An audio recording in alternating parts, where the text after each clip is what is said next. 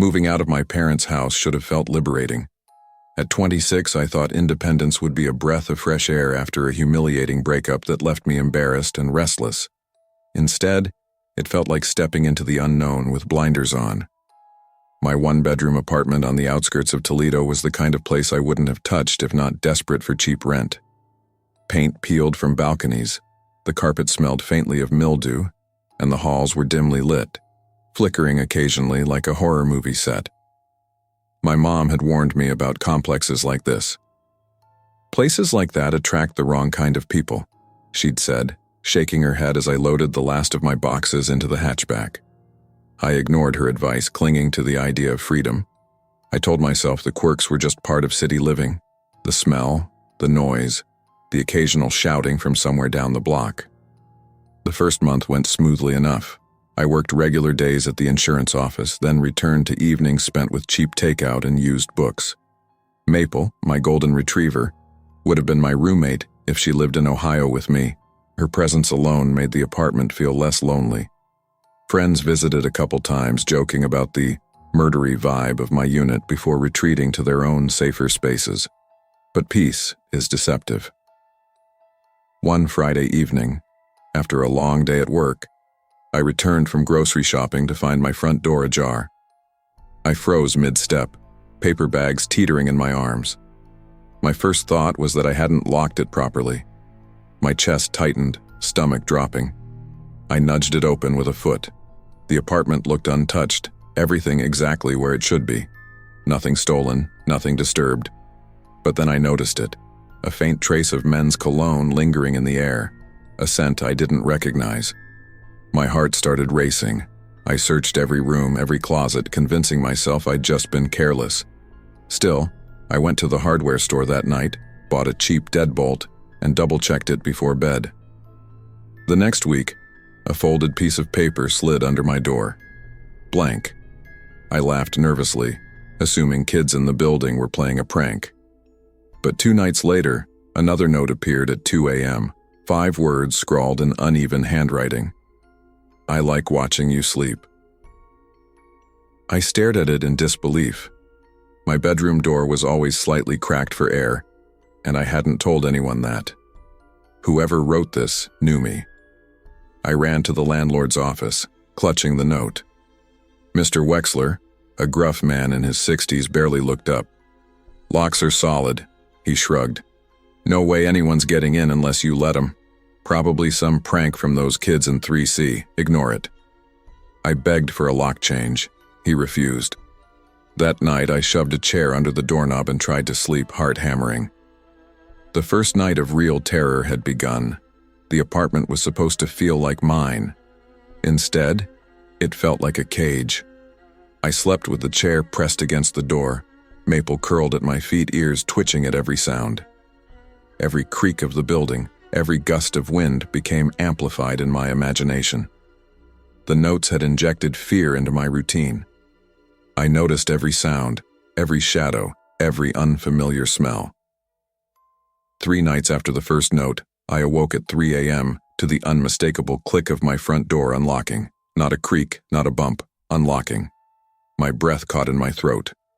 Maple growled low in her chest, hair on her back standing. I grabbed the only heavy object near me, a skillet, and crept toward the sound. The hallway was illuminated faintly by streetlight through the blinds. A shadow moved down the corridor. Tall, deliberate, hooded. They stopped just at the threshold of my bedroom. My chest tightened so much I thought I couldn't breathe. I swung the skillet with everything I had. It caught him on the shoulder. He staggered but didn't flee, just stared, then turned calmly and walked out.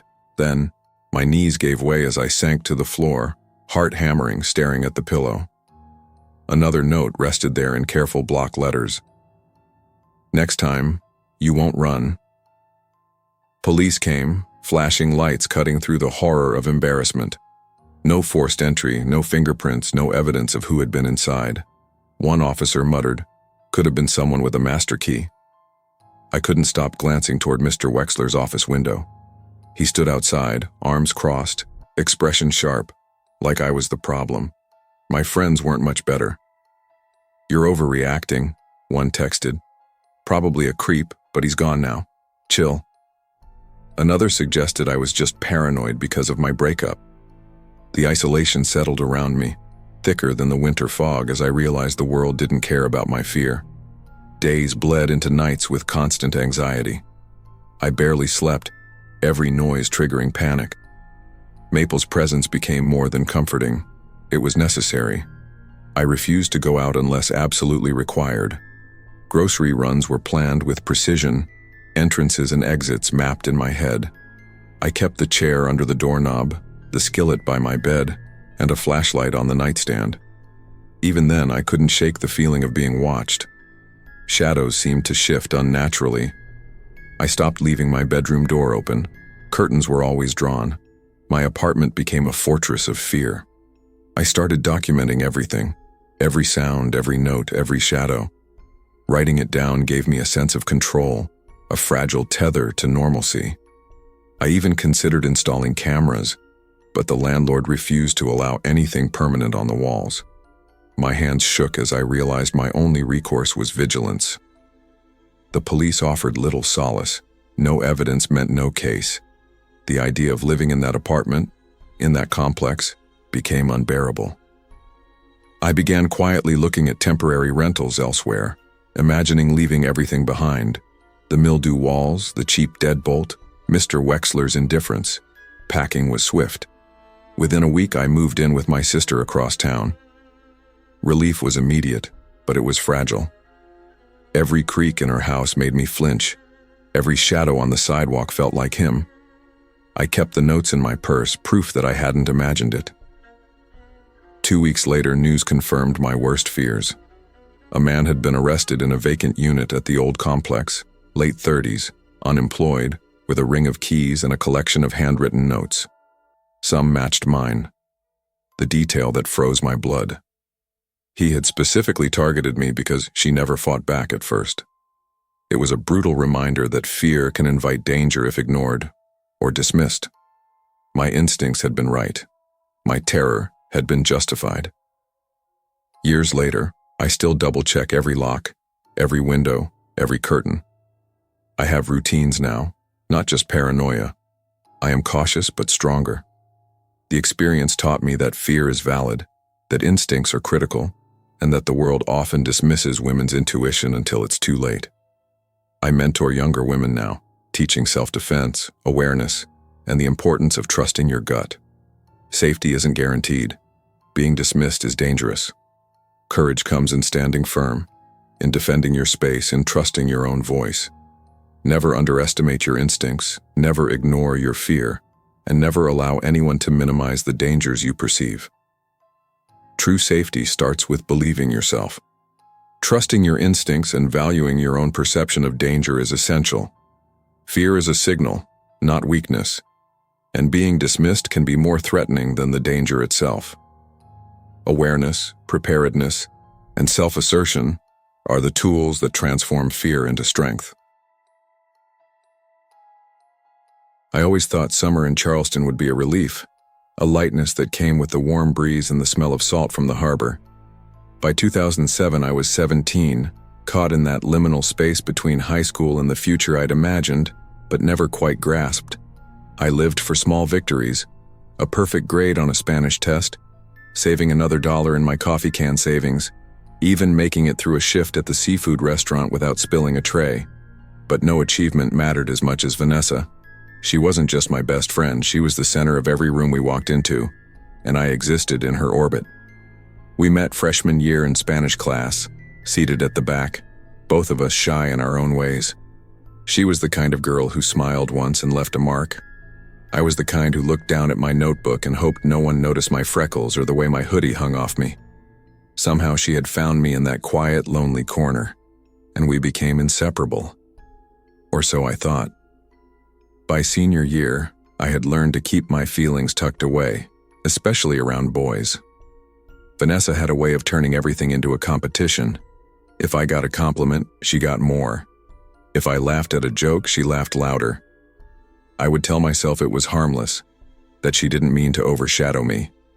But the truth was, she thrived on control, and I, naive and desperate for connection, let her lead. That May, the restaurant threw a post-graduation party in a downtown Marriott suite. I planned to stay in the background, nursing a soda, feeling proud but small.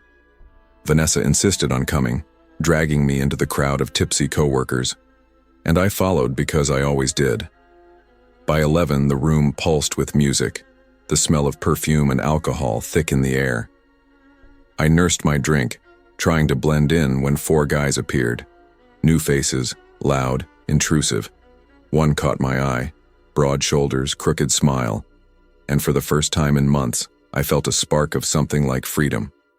But freedom didn't last. Vanessa noticed. She leaned close, tracing a finger down his chest with that predatory smile I'd learned to fear. I felt myself retreat, my hand tightening around my drink. Then the boy surprised me, gripping my hand and pulling me away. Relief and hope coursed through me, tangled with fear as I saw Vanessa's eyes. Ice cold. Sharp. Later, the night blurred. Drinks, laughter, shadows. I remember the bathroom, tiles cold beneath my palms, someone pressing against me, the fear that bloomed too fast. And then Vanessa's voice, calm, unnervingly authoritative, promising help. I believed her, and I shouldn't have. I woke the next morning in my bed, the sheets tangled around me, bruises forming across my arms. My memory of the night was fractured, snippets of fear and betrayal stitched together by what friends told me had happened. They whispered versions of events, half-truths and excuses, but none of it made me feel safe. Vanessa called a few days later, her voice breezy like nothing had happened. She asked about a lake trip, casual and indifferent. I hung up. That was the end. 4 years of friendship evaporated in a single click, and yet I couldn't stop replaying her betrayal. School continued. People went about their summer routines oblivious. I buried myself in work at the restaurant, finding solace in the clatter of trays and the hum of the fryer. Each tip added to my coffee can savings, each shift a reminder that I could rely on myself. But every night my thoughts returned to that bathroom, the feel of his hands, the sound of Vanessa's voice turning into a weapon against me. My parents noticed my quietness, my reluctance to leave the house, but I told them it was exhaustion. That senior year had taken its toll. They didn't press. I became a ghost in my own life, walking corridors with my head down, avoiding confrontation, avoiding attention. Even the boy, the one whose smirk had haunted me, seemed untouchable. Football star, popular, untouchable. The next week, at a pool party marking the end of summer, I saw him again. His hands familiar, reaching. My stomach nodded, but this time, I refused to be invisible. I screamed, loud enough for everyone to hear. The crowd froze, shocked, and he stepped back. For the first time, I felt power in my voice, in my refusal to be silenced. Still, the fear lingered. I learned quickly that betrayal often comes from the closest people, the ones you trust blindly. Vanessa's duplicity cut deeper than anyone else could, and the lesson grew slowly in me. Trust must be earned, carefully, deliberately, and silence in the face of wrongdoing only protects those who hurt you. College offered escape, but I carried the weight with me. Every friendship was measured, every laugh cautious. I studied late nights, volunteered for shifts, kept my head down. I had learned that attention could be dangerous, and that some people thrived on your weakness. When I tried to open up, it was met with skepticism. Friends wanted sanitized stories, happy endings, not the raw, bleeding truth. I stopped sharing. My diary became my confidant, the one witness to the fear, rage, and shame that haunted me. I wrote pages, pouring out every detail, every nuance that no one else would acknowledge. Trust became a careful calculation. A glance from a stranger, a word, a gesture. I measured everything against the lesson carved into me that summer. And yet, I longed for connection. Loneliness became a quiet companion, reminding me that human relationships were both necessary and perilous. Then came the small victories. I spoke up in classes, joined clubs cautiously, and found mentors who treated me with respect. It wasn't freedom, not yet, but it was survival. The reclamation of agency I'd lost under Vanessa's shadow and his predatory gaze. Years passed. I graduated, moved, and began building a life on my own terms. Work became a refuge, friends carefully curated. I avoided social events that felt like traps, learned to navigate spaces without becoming invisible or vulnerable. But trauma isn't something you escape. It lingers latent, like a shadow in the corner of your eye. I still flinch when someone stands too close, when a hand brushes mine unexpectedly. My journal remains a constant companion, filled with lessons, warnings, and reminders of what it means to protect yourself. I never confronted Vanessa. I didn't need to. Her choices had defined her, and I had chosen myself. Each day of independence, each safe night alone, reinforced that I was no longer powerless. But memories returned in flashes, the sound of the party, the bathroom tiles, his smirk. Each time I reminded myself, fear is temporary, survival is permanent. Now, years later, I look back on that summer as the pivot point in my life. Every friendship, every choice, every boundary I set can trace its roots to that betrayal. I've learned to trust cautiously, to listen to my instincts, and to prioritize my own safety above the need for approval. I mentor young women now, quietly, teaching them lessons I learned the hard way. That loyalty doesn't demand sacrifice of your safety, that silence protects abusers, and that real friendship uplifts rather than manipulates. I've learned to identify warning signs, to speak up, to reclaim space that was once taken from me. The scars remain, both physical and emotional, but they are not shameful. They are reminders of resilience. They teach me that betrayal can shape you, but it doesn't have to define you. And above all, I've learned the harshest truth. A best friend who betrays you is worse than any enemy, but survival, your survival, is always worth fighting for. Trust must be earned, boundaries must be respected, and silence in the face of wrongdoing only empowers abusers. True strength lies in protecting yourself, speaking up, and reclaiming agency, even when the people closest to you fail. Winter in Duluth is something you feel in your bones before you even see it. January 2015 was particularly brutal, the kind of cold that makes your breath visible before it hits the air and the snow piles so high that the world seems smaller. I had moved into my townhouse 6 months earlier, after a breakup that left my life in shards. My fiancé had left, citing incompatibility like it was a business deal gone wrong, and I had retreated into the quiet safety of a new city, a new space, and Maple, my golden retriever, who had become my tether to any sense of normalcy. The townhouse was at the end of a cul-de-sac, bordering dense pines that muffled noise and swallowed light. I loved the silence at first, the way Maple and I could exist in a bubble without neighbors barging in. But by the third week of January, the quiet had begun to feel like a presence, heavy and judging. Every creak in the floor, every gust of wind rattling the siding, made my heart beat faster. I had been working remotely for a tech support company since the fall. The job was supposed to be temporary, just enough to pay rent while I figured out the next steps in life. Instead, I fell into routine. Wake up, let Maple out, log in, troubleshoot printer errors, calm anxious callers.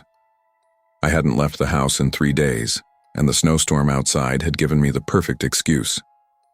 When the internet cut out around 6 that evening, I shut my laptop with relief. Fine, I muttered to Maple, rubbing my eyes. Snow day rules. I bundled into a thick robe and let her out, her paws disappearing in the drifts. That's when I saw it. A figure across the road, still unmoving. I froze. My mind raced through reasonable explanations. Neighbor checking mail, someone walking a dog, a delivery person stranded by the storm. but the way the figure stood, rigid, watching, made my stomach twist. By the time we came back inside, the shadow was gone. I told myself it was nothing, laughed nervously, and locked every door twice. Maple didn't seem convinced either. Her ears perked, low growl vibrating through her chest. I tried to focus on the TV, but each flake of snow hitting the window made me flinch. Half an hour later, Maple's growl intensified. I peeked through the peephole and saw nothing but swirling snow. I opened the curtain and my stomach dropped. Fresh shoe prints crisscrossed the patio. Too large for Maple, too deliberate for the storm. Whoever had been there had been pacing, watching. I debated calling the police, but hesitated. Someone walked past my door. I thought bitterly. Would they even come? I bolted the locks again, turned on every light, and tried to convince myself that this was paranoia. I told Maple it was fine, though her body stayed tense, and I couldn't shake the feeling that the quiet had turned hostile. By 10, I tried to sleep, exhaustion dragging me down, but half asleep, I felt Maple bolt upright, tail tucked, teeth bared, staring at the door. My hand pressed against hers for reassurance. The doorknob turned slowly. Someone was outside, waiting.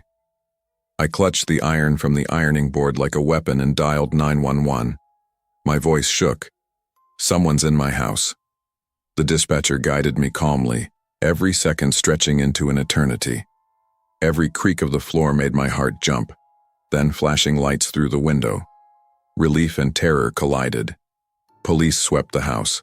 Nothing stolen, nothing broken. Whoever it was hadn't come for property. One officer's words lingered. This wasn't a burglary. They were looking for you. The days that followed were a haze of hypervigilance. I slept downstairs with Maple, lights on in every room. Every sound made my heart hammer. Furnace clicks, wind against the siding, even the muted hum of the refrigerator. I started keeping my phone in my hand when I was alone, counting the minutes between calls, imagining someone could appear in the driveway at any moment. My boss noticed my sudden absenteeism. "Internet issues?" he asked.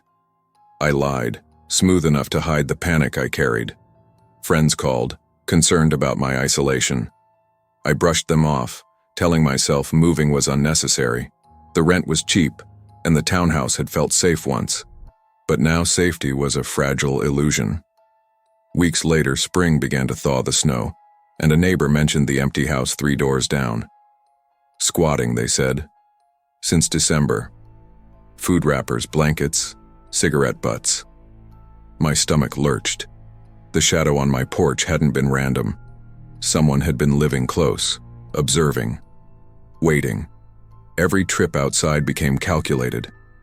Maple became a sentinel, following me in precise patterns, alert to every footstep or crack. Even with the threat over, the sense of being watched never left. I started checking doors and windows multiple times a day, counting locks and double-checking deadbolts. I couldn't relax in my own home, yet leaving felt like surrender. Even normal errands became acts of courage. Every passing car or pedestrian made me tense. I imagined the same figure behind each snowdrift, peeking from the edges of the road, tracking me.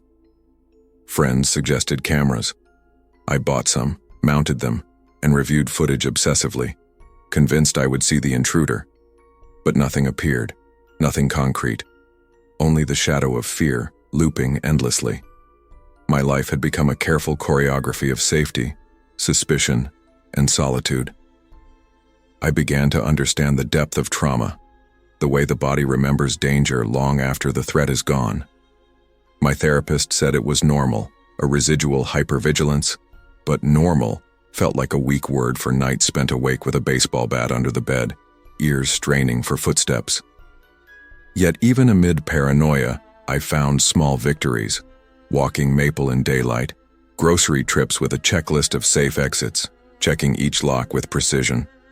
Slowly, I rebuilt routines, reclaiming pieces of normal life from the constant shadow. Still, every creak of the floor, every sudden gust of wind, reminded me how fragile the illusion of safety truly was. Months passed. I returned to work full-time, remote still, but with more confidence. The intruder had never returned, the snow had melted, and life resumed a semblance of normality. Yet, I couldn't shake the feeling that the world held unseen eyes, that someone had slipped so close to me that I'd been powerless to stop them. I began journaling obsessively, chronicling each fear, each suspicious sound, each shadow, seeking clarity in words. Writing became a way to impose order on chaos. I reviewed each past interaction, each glance I had dismissed as ordinary, wondering if it had been a warning. The paranoia stayed at the edges, less suffocating now, but ever present. I also researched home safety, reading about break-ins and stalking behaviors. I installed motion sensor lights, reinforced locks, and even took self-defense classes. Empowerment came slowly, but it came. Maple remained my anchor, a warm presence against the cold certainty that danger could exist unseen. Friends noticed the change. I spoke more, laughed cautiously, and allowed myself to enjoy small moments. Yet trust was hard-earned. Every time someone new entered my life, a flicker of the old fear surfaced. I had learned that vigilance wasn't paranoia, it was survival. By 2016, I had regained a sense of independence. I traveled, occasionally visiting friends, and even considered dating, but boundaries were sacred. I refused to let anyone close enough to compromise my hard-won security. My townhouse became a sanctuary, a place where fear had been acknowledged, respected, and contained. Still, winter brought back memories. A gust of wind rattling the siding, the sound of footsteps on frozen ground. It all triggered the past. Maple, ever vigilant, was always at my side. I realized that trauma doesn't vanish, it becomes part of your rhythms. It is carried in the way you sleep, the way you enter rooms, the way you scan a horizon for threats. Even though no one had returned, the knowledge that someone could be near had left a permanent mark. I learned to navigate life with careful attention, to measure interactions and spaces, and to never assume safety is given, only earned. Years later, I look back at that January as the point where my life split into before and after. The intruder never returned. Police had no leads. Nothing had been taken. And yet the lesson lingered. Danger doesn't announce itself, and sometimes the only weapon you have is awareness, preparation, and the refusal to be powerless. I now mentor others, especially women living alone, teaching them to trust instincts, set boundaries, and understand that hypervigilance is a survival mechanism, not weakness. I still lock doors obsessively, still check windows before bed, still notice shadows in corners. But I do it with confidence rather than fear. Safety is not guaranteed. Life is unpredictable. But you can cultivate resilience, awareness, and preparedness. The world may be cold and unforgiving, and some threats unseen. But the ability to protect yourself, to trust your instincts, and to act decisively is a power worth cultivating. True safety is built through awareness, preparation, and self-reliance. Trauma and fear may leave scars, but recognizing threats, trusting instincts, and taking control of your environment allow you to reclaim your life and peace of mind. I never thought a Craigslist ad could change the course of my life, but there I was, 23, fresh out of college, with a diploma I wasn't sure I deserved, and a first full-time job at an auto parts manufacturer outside Columbus, Ohio. The paycheck wasn't glamorous, but it was mine.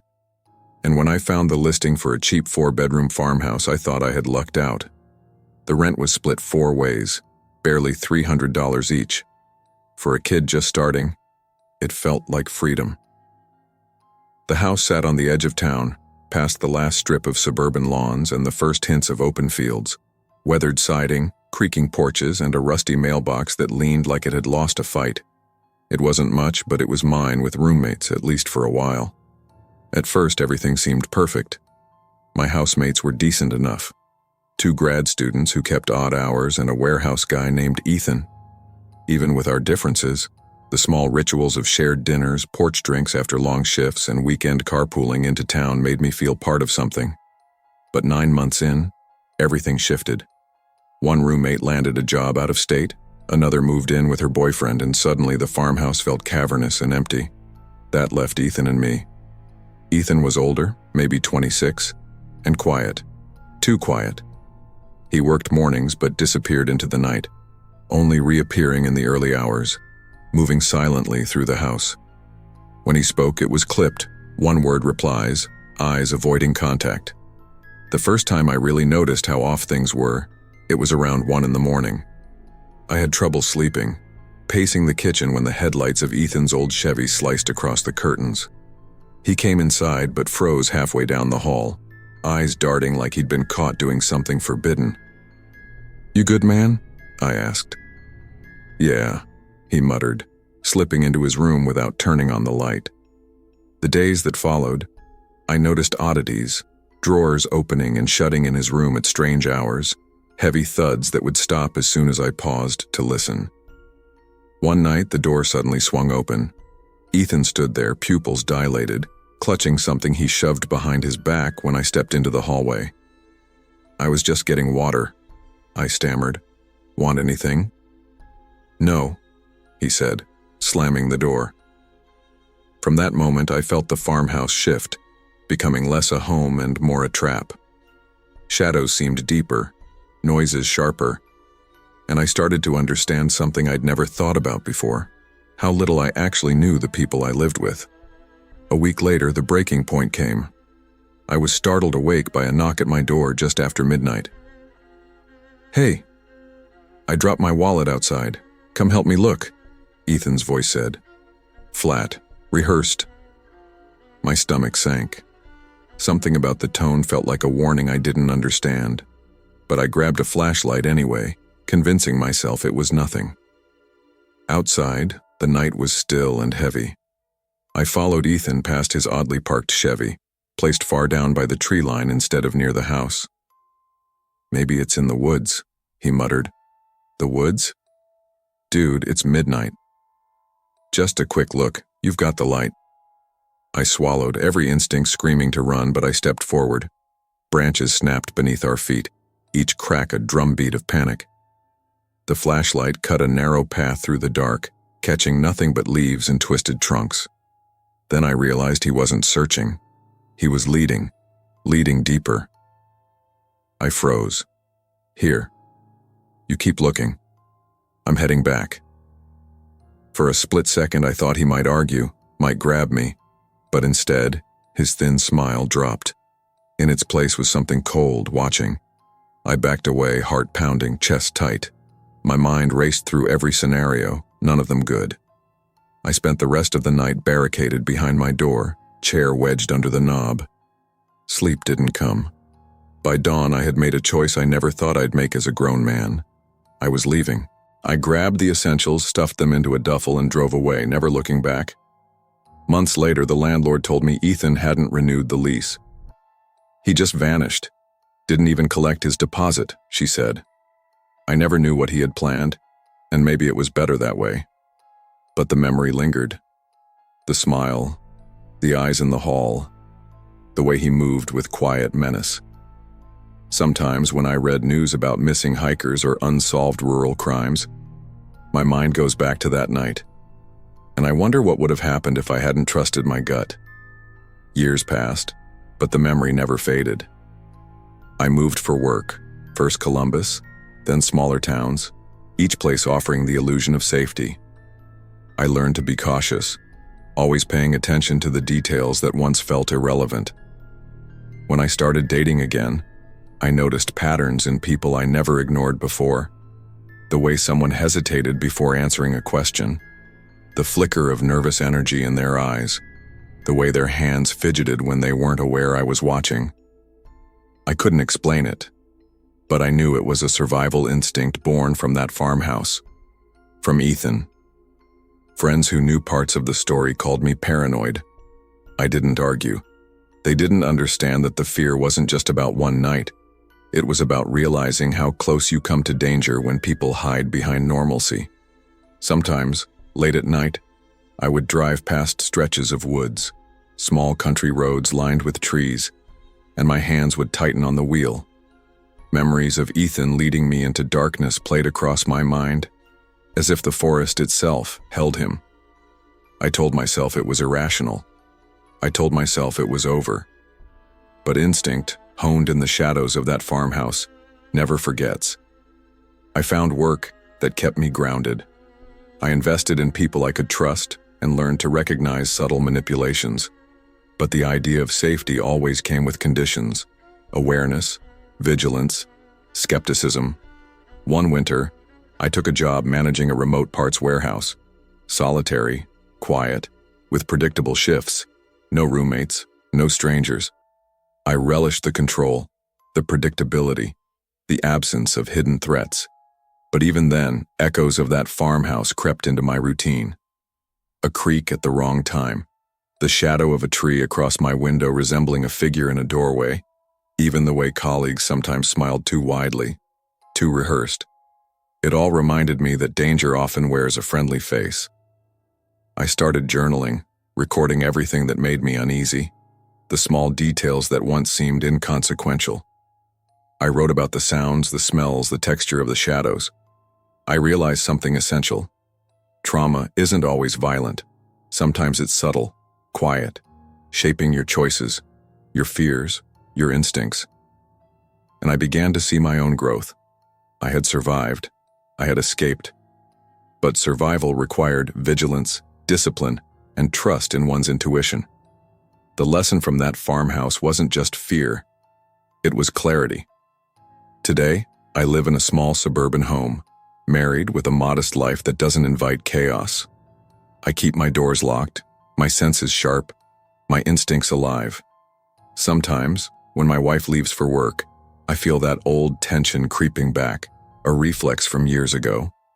And yet, I smile because I also know how far I've come. Michael Anders, 23, terrified in a dark Ohio farmhouse, is gone. I am a man who survived, who recognizes danger, and who respects the fragility of normal life. I know now that evil doesn't always shout. Sometimes it whispers, hides behind polite manners and ordinary lives, waits for the right moment. And that's why vigilance, intuition, and self-respect are indispensable. Looking back, I understand one critical lesson: trust your instincts. Your gut sees what your eyes sometimes can't. Danger rarely announces itself.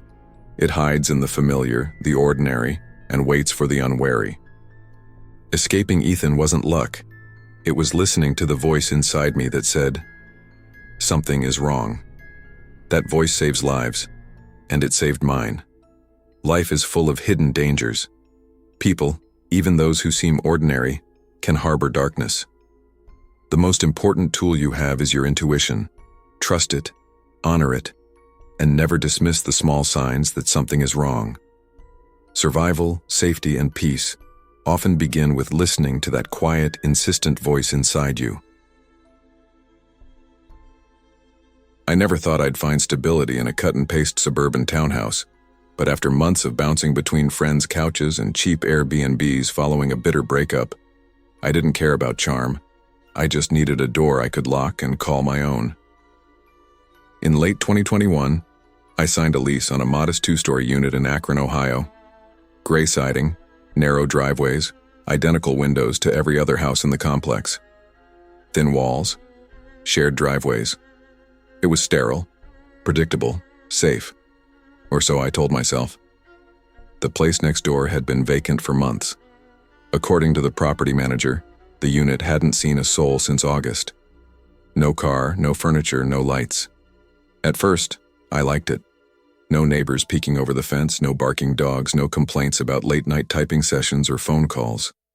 I reveled in the quiet. My routine became a comfort. Mornings at my laptop, endless Zoom meetings, evenings microwaving dinner while scrolling through tech forums. Dull, but safe. That illusion cracked on a rainy Tuesday. I was answering emails around 8 in the evening when a sharp thump reverberated through the wall I shared with the empty unit. I froze, listening. A softer thump followed. My pulse picked up. The building settling? Pipes? I laughed nervously, typed a message to my friend group. Creepy noises from the empty unit. LOL, probably ghosts.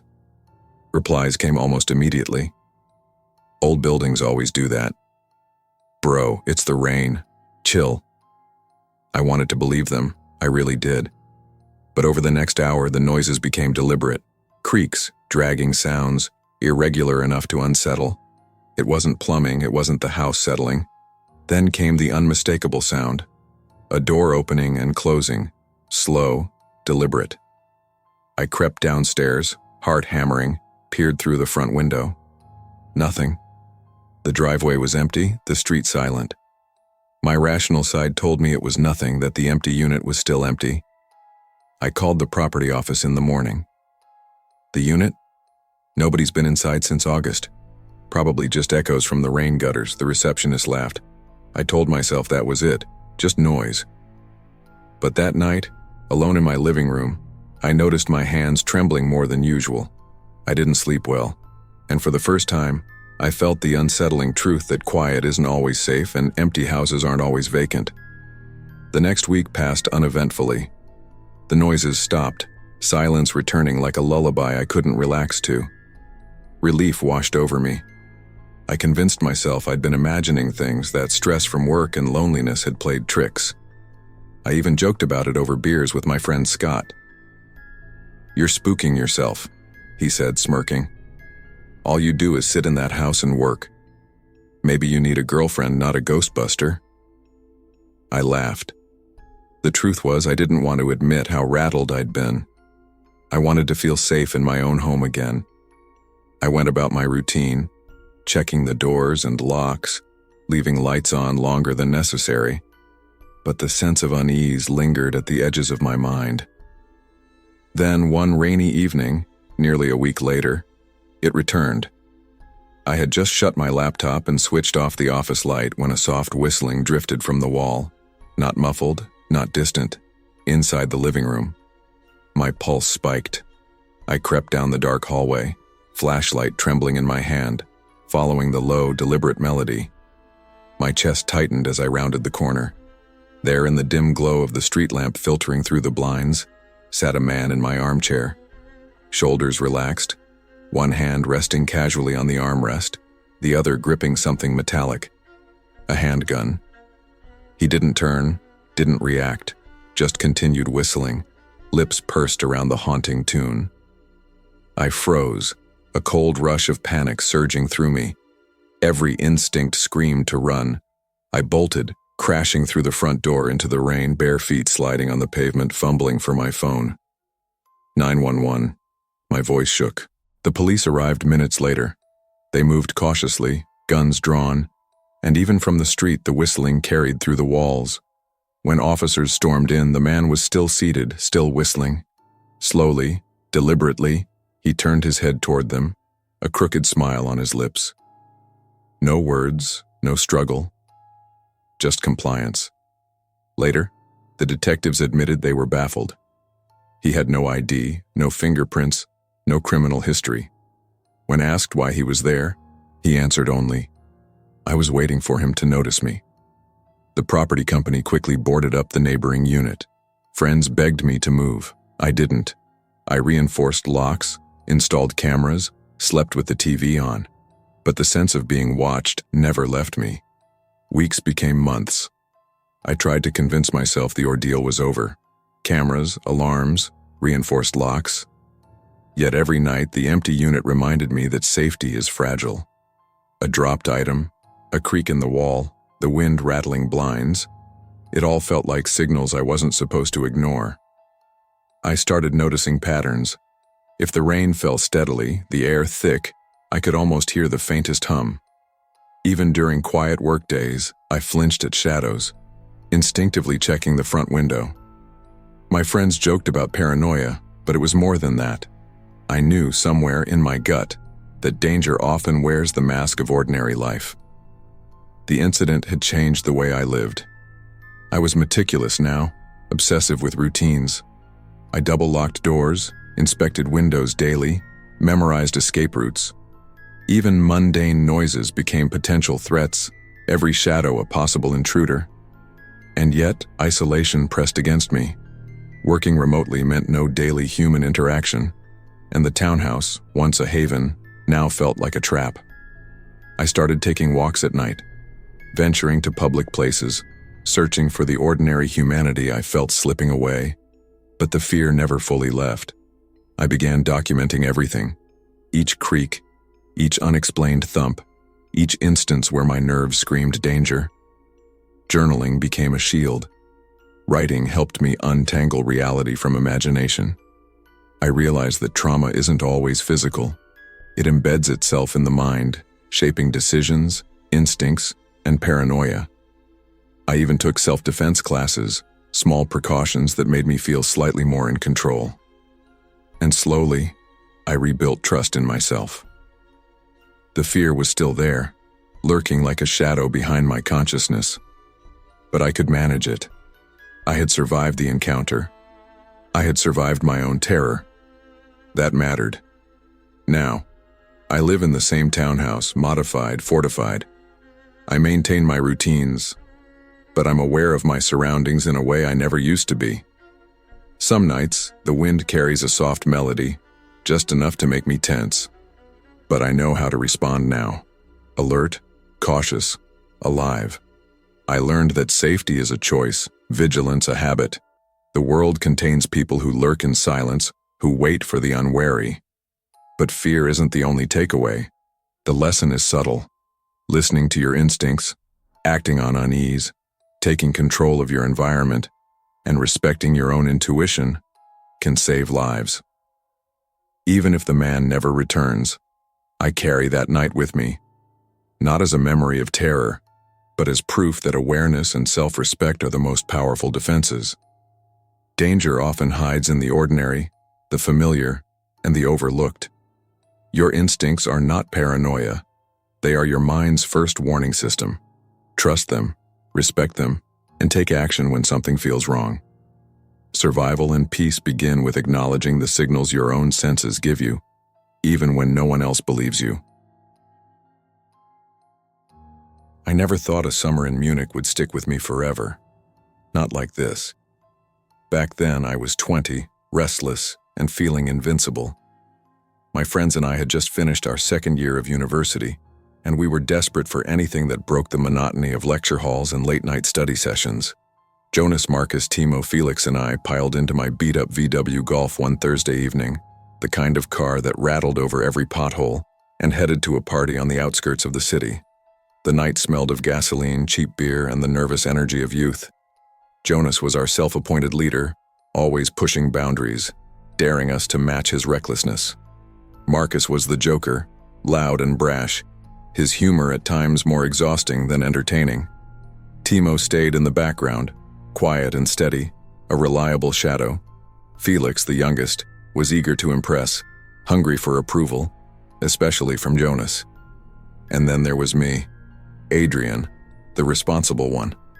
I drove because someone had to. I drank soda because someone had to stay sober.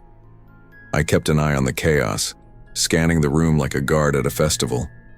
The party was everything I expected and nothing I wanted. German pop blared from speakers that were too loud. Cigarette smoke clung to the walls. People swayed and laughed in ways that made the air feel thick and suffocating. At first, the five of us stuck together, laughing at inside jokes only we understood. But alcohol loosened tongues and courage, and soon Jonas and Marcus disappeared into the crowd chasing girls. Felix trailed them, eager to prove himself. I lingered by the back porch nursing a soda until I met Katrin. She was standing alone, a sharp brunette with a dry sense of humor that cut through the chaos. We clicked instantly. Conversations over the music flowed easily, a quiet corner in a room full of noise. Hours passed and the others occasionally checked on us, teasing. "Leave them alone," Timo muttered, but Jonas just shook his head, smirking. I didn't care. For a moment I felt alive, untethered from the group's recklessness. It was around midnight when the first spark of mischief began. Marcus, drunk and grinning, suggested we pull a prank, snap a picture of me and Katrin in the car, embarrass us later. Felix hesitated, whispering that it felt wrong, but Jonas shoved a phone into his hand. "Grow up," he slurred. "It's just for laughs." Felix disappeared into the driveway, camera ready, while the rest of the group distracted Katrin's friends. Minutes passed. 15 minutes passed. No Felix. Jonas got annoyed, stumbling out to find him. Instead of the triumphant picture, he found Felix crouched on the curb, pale and shaking, whispering urgently into his phone. "What's wrong?" Jonas demanded. Felix looked up, eyes wide, wet with fear. "Don't ask. We need to leave. Now." Confusion rippled through us, but I had no idea the night would turn into something I'd never forget. The taxi ride out of that neighborhood was thick with tension. Jonas muttered curses under his breath, still irritated, but Felix wouldn't speak until we were safely on the highway. Then the words came, halting, trembling. I went to the car," Felix whispered, voice barely audible. "I thought it would be funny, just a picture, but..." He swallowed, staring out the window. "I shouldn't have gone. I didn't understand at first." Then he told us. "I was sitting in the driver's seat, alone. Katrin was in the back, still, under a blanket." I froze. My stomach dropped, and I could feel the bile rising. My hands trembled as I gripped the edge of the seat. "She's..." "What?" I asked, my voice cracking. Felix shook his head. "I don't know. She's not breathing." I couldn't move. Part of me wanted to scream, to call someone immediately. But another part, the part trained to rationalize, to stay calm, kicked in. I needed time. I told Felix to wait, to breathe. My words were steady, but inside, my mind raced.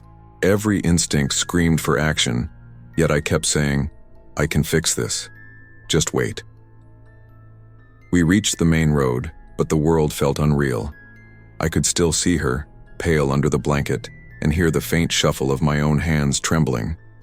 Felix's sobs filled the car, an echo of the panic I refused to voice aloud. By dawn, news came. Police had discovered her body near the Izar River. Reports mentioned a car abandoned nearby. I stayed silent, locked in my mind. I couldn't confess, not yet, not to anyone. The group fell into a stunned, awkward silence. Jonas raged softly, blaming circumstances. Felix kept staring at his hands, and Timo avoided all eye contact. None of us had intervened. None of us had stopped the prank before it escalated. And in that silence, guilt began its slow crawl, planting seeds I would carry for years. The police investigation came fast and merciless. They tracked the car, traced movements, and soon found me. I confessed eventually, but not before hours of questioning, hours of thinking about what could have been done differently. My friends didn't testify. They didn't tell anyone how close we'd been, how we'd ignored the signs, how Felix had discovered the truth before anyone else. The trial was brutal, though local. The city seethed with outrage. I pled guilty, citing intoxication, panic, and regret. Even now, the words taste bitter. I survived, but at what cost? The silence of that night, the inaction, the fear, the joke that became a nightmare, haunted us all. Felix avoided me for years. Timo moved abroad. Jonas disappeared into work and parties. Marcus, I don't even know. And me? I replay every detail in my head, every laugh, every shove of a phone, every glance I didn't make, every decision I delayed. It's a kind of guilt that refuses to fade. You try to compartmentalize it, shove it into some distant memory, but it always claws back. Every social gathering, every prank, every joke now carries the weight of what can happen when boundaries are ignored. Years later, the memory hasn't dulled. I think about her every time I walk past a river or see a car parked strangely at night. I think about Felix, frozen on that curb, about Jonas laughing too loud, Marcus making jokes no one else wanted, and Timo staying silent. The most haunting part is realizing it wasn't just one person's fault. It was all of us. The dynamic we'd built, The reckless obsession with jokes and bravado blinded us. If anyone had stopped, questioned, acted, maybe she would be alive. The lesson comes slowly. It isn't just about morality or legality. It's about attention, responsibility, the courage to intervene. The difference between action and inaction can be terrifyingly literal. One night, one lapse, and everything can shift irreversibly. I live cautiously now. I notice the details. I speak up when something feels off. I question the jokes that feel mean. I weigh every decision against consequences I used to ignore. I've never forgiven myself entirely, and I don't think I ever will. The memory of her, Katrin, sits heavy in my chest, but I've tried to honor it by living differently, by noticing, by acting, by refusing to become a passive observer. Sometimes I wake up in the middle of the night, drenched in sweat, replaying that summer over and over. I see Jonas, Marcus, Timo, Felix, all of us, trapped in our youthful recklessness. I see the look on her face, the blanket, the impossibility of reversing what happened. I can't change the past. I can't rewrite that night. But I can control what I do next, how I live, who I influence, and how I respond. I can choose vigilance over indifference, courage over apathy, compassion over selfishness. Immaturity, thoughtlessness, and inaction can be as dangerous as direct malice. Sometimes the smallest choices, speaking up, questioning a plan, intervening, determine the difference between life and death. Responsibility isn't just about what you do, it's about what you refuse to ignore. I had always thought of myself as cautious, maybe even boring. At 25, I lived in a tiny downtown apartment in Rochester, New York, worked long hours at a marketing firm, and spent most evenings alone. My family lived far away, and after a recent breakup, I'd convinced myself that solitude wasn't a problem. Work, sleep, repeat. That was my rhythm. It felt safe. But that December, 2 weeks before Christmas, my sense of security shattered.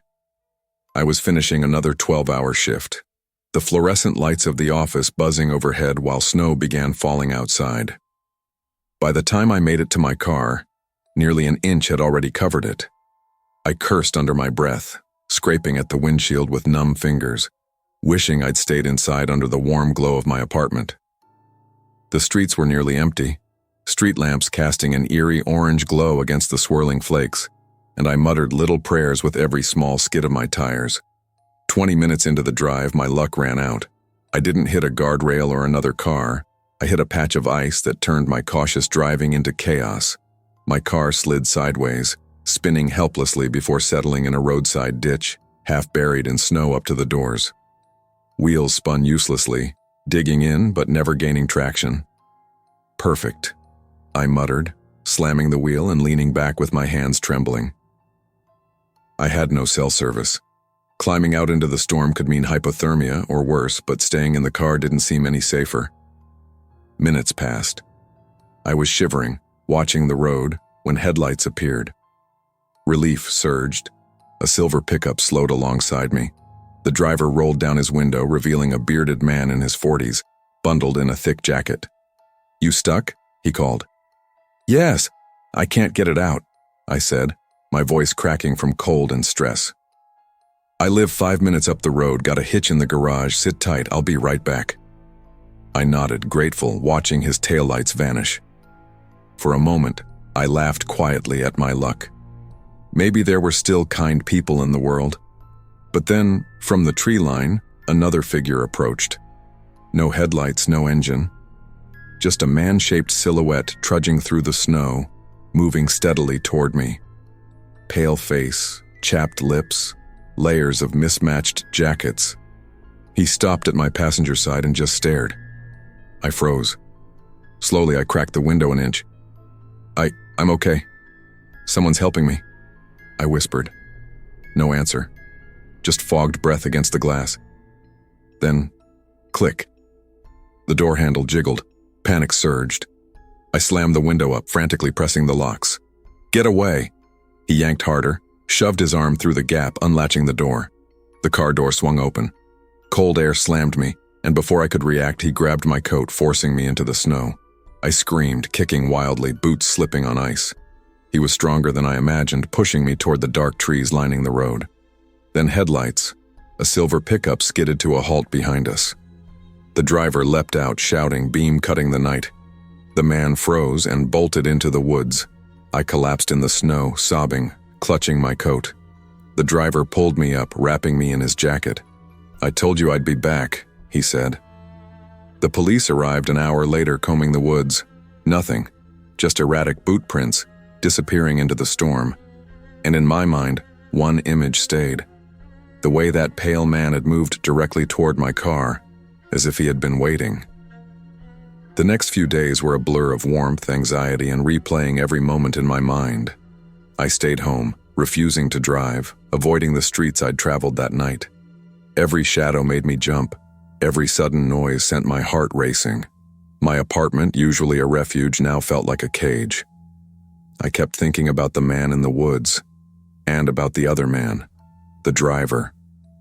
Mr. Collins, he'd said his name was. But when I looked online, nothing came up. No social media profiles, no public records nearby. Just a man who had appeared when I needed him most, yet vanished before I could even thank him properly. Work didn't help. Sitting under the fluorescent lights, staring at spreadsheets and emails, I felt the isolation more than ever. My coworkers joked about holiday plans. I smiled, barely able to relate. I couldn't stop thinking about that night, and how close I had come to something I can't even name. One night I forced myself to go back to the ditch where my car had slid off the road. The snow had melted, leaving frozen patches and brown slush. I walked the roadside carefully, trying to imagine what the man in the woods might have been thinking, why he was there, and how close he had come to succeeding. My legs shook, and I realized that fear had rooted itself inside me in a way I didn't expect. Then, inexplicably, I started thinking about the driver. The man who appeared out of nowhere, fearless and determined. He'd pulled up, called my name, and stopped the attack. There had been something calm, almost uncanny about him. I didn't even know his last name, his address, or anything, and yet I kept replaying his arrival like a dream I couldn't forget. I began writing down what happened, dates, times, my thoughts and feelings. It became a kind of therapy, though every word reminded me of the terror and the strange gratitude I felt for the man I couldn't find. I realized that I hadn't felt that safe in years, not since the breakup, not since moving to this city, not even in my own apartment. At night, the memory haunted me most. The snow, the cold, the man's arm reaching through the window, my own helplessness. I couldn't sleep. Every creak outside made me jump. I wondered if he had been following me, knowing exactly where I'd be, waiting for me to get stuck. The thought made me sick, yet the driver's timely intervention kept me from spiraling completely. By mid-January, I started venturing out again, though cautiously. I drove familiar routes, avoiding the side roads. Every shadow made me flinch. I considered selling my car, but couldn't bear the thought of losing my independence. The police called a week after the incident to follow up. They'd searched the area, checked nearby homes, and canvassed neighbors. Nothing. No sightings, no clues, just a story that sounded almost unreal. I told them everything, what I saw, what happened, but they couldn't do much without evidence. They seemed skeptical, though polite. I started noticing small things I hadn't before. The way people moved in parking lots. The way a stranger's gaze lingered too long. The way a shadow could hide more than I imagined. The world suddenly felt larger and more dangerous.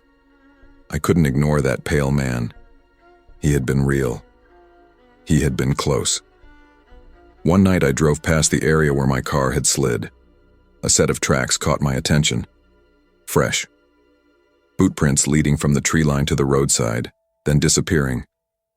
My pulse thundered. Could he have returned? Had he been watching? I drove away quickly, but the thought lingered for weeks. At work, I became quieter, more withdrawn. My friends called. I avoided them. I was ashamed of my fear. I wanted normalcy, but it seemed impossible. And then I realized, part of me didn't just fear him. I feared what I might do if he ever returned, and whether I could survive that encounter again. By spring, I was beginning to reclaim a sense of normalcy. I installed cameras, changed my locks, and forced myself into daylight walks. I kept a flashlight in my glove box at all times, and I double-checked my surroundings constantly. Yet despite every precaution, the memory of that night refused to fade. I often thought about the driver. I wanted to thank him again. Maybe he didn't even realize how close I'd been, but every attempt to find him failed. No one seemed to know a Mr. Collins in the area. It was almost as if he had existed solely for that night. I also began to reflect on the pale man. He hadn't spoken. He hadn't even seemed enraged. He had simply moved with precision and intent, a predator in the snow. And I understood something terrifying. It wasn't just the encounter. It was how close I had come to death without realizing it. It changed me. Every holiday since, every winter storm, brings a twinge of fear. I keep emergency numbers on speed dial. I refuse to drive alone at night when snow falls heavily. I notice every stranger approaching my car. My life feels smaller but safer. Years have passed, yet that night still visits me. I remember the snow on my eyelashes, the cold biting through my coat, the way my boots slipped in the ditch. I remember the shadowy figure moving silently and the silver pickup appearing like a guardian angel. I've learned to trust my instincts, to notice the smallest details, to act before fear immobilizes me. I've learned that luck and courage often come in unexpected forms, and I've learned that danger can appear anywhere, even in a quiet, snow-covered suburban street. Sometimes, I wonder which man I was truly meant to fear, the one waiting in the woods, or the one who appeared just in time to save me. Maybe both, maybe life itself. But I also know this. I survived because someone acted, because someone intervened. I still carry gratitude, caution, and fear in equal measure. Fear is real, and danger can be closer than we realize, but courage and intervention can save lives. Paying attention, trusting instincts, and acting decisively are the difference between survival and tragedy. Sometimes the heroes appear quietly, but their timing can be everything.